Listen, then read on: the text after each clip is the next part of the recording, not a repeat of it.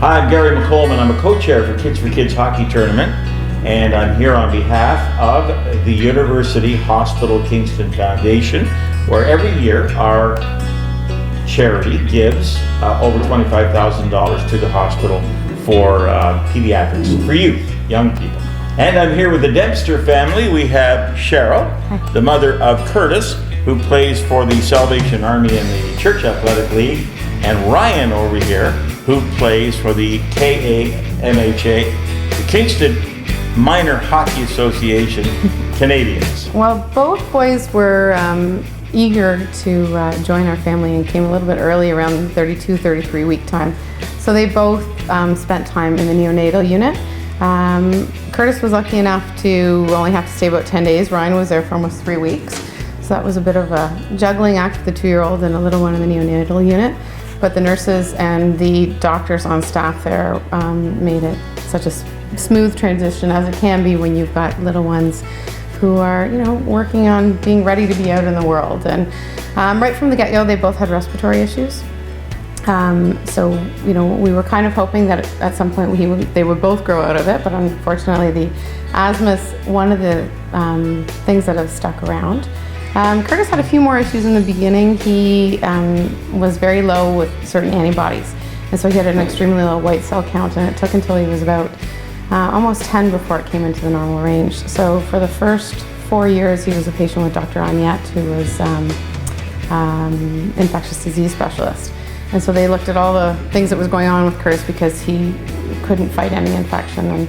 And there was a time period where, for 24 hours, where Dr. Amiette thought it might have been leukemia and was doing the blood work, and she stayed at the hospital until the wee hours of the morning to get the test results and called us to say, that was good, let's get over that hurdle and figure out what the next thing is. This is a regional facility in pediatrics. Must make you feel a little more comfortable, even though I'm sure you never really get out of that zone with the facilities at the hospital. Absolutely. The hospital has been there for us in so many ways, and I think we're especially lucky in the pediatric end. Ryan, as an infant, had some seizures in his first couple of months, which immediately we were the specialists to see what that was, and they were just benign misfires, part of being that preemie. So he saw a pediatric neurologist. Curtis has had some sports-related injuries, and we've been right there with specialists looking at the muscle injuries for him, along with the respiratory, with Dr. Flavin, who, direct line to him so we can access him whenever needed. So you always feel good knowing that care is there, and the response is so quick and so personalized. It's been fantastic for us, for sure. So it's not much. The only difference is sometimes your chest, with asthma, sometimes your chest will start to get a bit heavier. But I always have my Ventolin in my hockey bag, no matter if it's a game or a practice. So I usually will take 1 puff before a practice or 2 before a game, just to make sure that that I won't have an asthma attack on the ice or anything. But